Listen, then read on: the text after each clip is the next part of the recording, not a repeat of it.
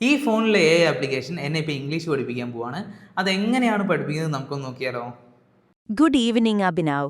ഇന്ന് നമുക്ക് മഴയെക്കുറിച്ചുള്ള കുറച്ച് സെന്റൻസസ് പ്രാക്ടീസ് ചെയ്യാം അല്ലേ? അപ്പോൾ നമുക്ക് ആദ്യത്തെ ചോദ്യത്തിലേക്ക് പോകാം. മഴയിൽ നനഞ്ഞു കുതിർന്നോ? ഇത് ഇംഗ്ലീഷിൽ എങ്ങനെ പറയാ? ഈ മഴയിൽ നനഞ്ഞ് കുതിർന്നു ചോദിക്കുമ്പോൾ ഈ കുതിര എന്നൊക്കെ ഉള്ളതിന് എന്താ ഇംഗ്ലീഷിൽ പറയാ? മഴയ്ക്ക് നമുക്ക് റെയിൻ എന്ന് പറയാവുന്നതാണ്. കുതിര എന്നുള്ളതിന് എന്താ പറയാ? കുതിരുക എന്നതിനെ നമുക്ക് സോക്ഡ് എന്ന് പറയാം. അപ്പോൾ ആ സെന്റൻസ് വരുന്നത് did you get soaked in the rain എന്നാണ്. ഒന്നുകൂടി പറഞ്ഞു നോക്കാമോ? ഞാനൊന്ന് ശ്രമിച്ചു നോക്കാം. Did you get soaked in the rain? വളരെ നന്നായി. ഓക്കെ, അടുത്ത ചോദ്യം. അതെ, ഞാൻ ആകെ നനഞ്ഞു കുതിർന്നു. ഇതെങ്ങനെ പറയും? യെസ് ഐ സോക്ഡ് എന്ന് പറഞ്ഞാൽ മതിയോ? നനഞ്ഞ കുതിര എന്ന് പറയുമ്പം യെസ് ഐ സോക്ഡ്. അതെ, ഞാൻ ആകെ നനഞ്ഞു കുതിർന്നു എന്നതിന് yes I was soaked to the bone എന്ന് പറയാം. ഒന്നുകൂടി പറഞ്ഞു നോക്കാമോ? ഒരു സംശയമേ, ഈ ബോൺ അവിടെ യൂസ് ചെയ്ത് എന്തുകൊണ്ടാണ്? I was soaked to the bone എന്ന് പറയുമ്പോൾ ബോൺ അവിടെ എന്തിനാ വന്നത്? ഹാ, അത് നല്ല ചോദ്യമാണ്. സോക്ക് ടു ദ ബോൺ എന്ന് പറഞ്ഞാൽ നമ്മൾ ആകെ നനഞ്ഞ് ആ നനവ് നമ്മുടെ എല്ലിൻ്റെ ഉള്ളിലേക്ക് ചെന്ന പോലെ തോന്നും. അത്രയും നനഞ്ഞു എന്നാണ് അർത്ഥം. ഒരു കാര്യം ചെയ്യൂ, ആ സെന്റൻസ് ഒന്നുകൂടി പറഞ്ഞു നോക്കൂ, അപ്പോൾ കുറച്ചുകൂടി വ്യക്തമാവും. അതായത് ആ ഒരു തീവ്രത കാണിക്കാൻ വേണ്ടി നമ്മൾ കുറച്ച് കയറ്റി പറയാം അല്ലേ? അതെ, കൃത്യമായിട്ട് പറഞ്ഞാൽ അതാണ്.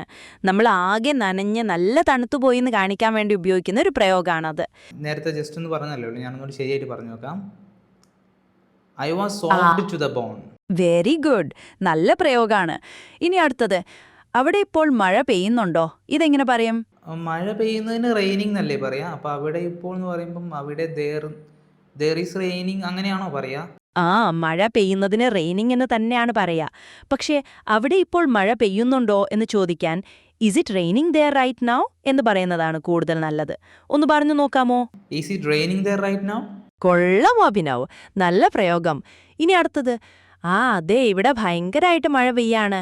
ഇതെങ്ങനെ പറയും? ഹെവി റെയിൻ എന്ന് പറഞ്ഞാൽ മതിയോ? ഹെവി റെയിൻ എന്ന് പറഞ്ഞാലും തെറ്റൊന്നുമല്ല. എന്നാലും it's totally pouring out here എന്ന് പറയുന്നതാണ് കൂടുതൽ നാച്ചുറലാണ്. ആ പ്രയോഗം ഒന്ന് പറഞ്ഞു നോക്കാമോ? It's totally pouring out here. ഈ പോറിംഗ് ഔട്ട് ഹിയർ എന്ന് പറയുമ്പോൾ എന്താ വരിക ശരിക്കും? മഴ വെള്ളം കോരി ഒഴിക്കുന്ന പോലെ പെയ്യുന്നെന്നാണ് അർത്ഥം. കനത്ത മഴയെ കുറിക്കാൻ ഉപയോഗിക്കുന്ന ഒരു രസകരമായ പ്രയോഗമാണിത്. മനസ്സിലായല്ലോ അല്ലേ? അവിടെ ഇടി വെട്ടുന്നുണ്ടോ? ഇതെങ്ങനെ പറയും? ഇടി വെട്ടുന്നതിന് തണ്ടർ എന്നല്ലേ പറയാ? എങ്ങനെയായിരിക്കും സെന്റൻസ് എങ്ങനെയാ വരുന്നത് എന്ന് പറഞ്ഞു തരുമോ? അതെ, ഇടിയെ തണ്ടർന്ന് തന്നെയാ പറയാ. അപ്പോൾ ആ ചോദ്യം വരുന്നത് ഇസ് ഇറ്റ് തണ്ടറിങ് ടു എന്നാണ്. ഒന്നുകൂടി പറഞ്ഞു നോക്കാമോ? Is it thundering to?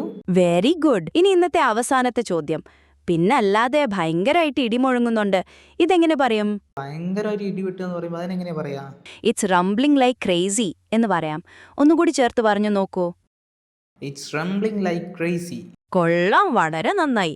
So നമ്മൾ എല്ലാ ക്വസ്റ്റ്യൻസും പ്രാക്ടീസ് ചെയ്തു. അപ്പോൾ see you in the next class. Okay, by.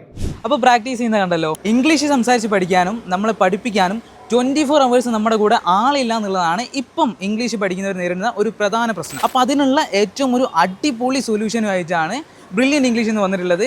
ഈ ആപ്ലിക്കേഷനുമായി ബന്ധപ്പെട്ട കൂടുതൽ ഡീറ്റെയിൽസ് അറിയണമെങ്കിൽ എത്രയും പെട്ടെന്ന് ഞങ്ങളെ കോൺടാക്ട് ചെയ്തോളൂ. നമ്പർ താഴെ നൽകുന്നുണ്ട്.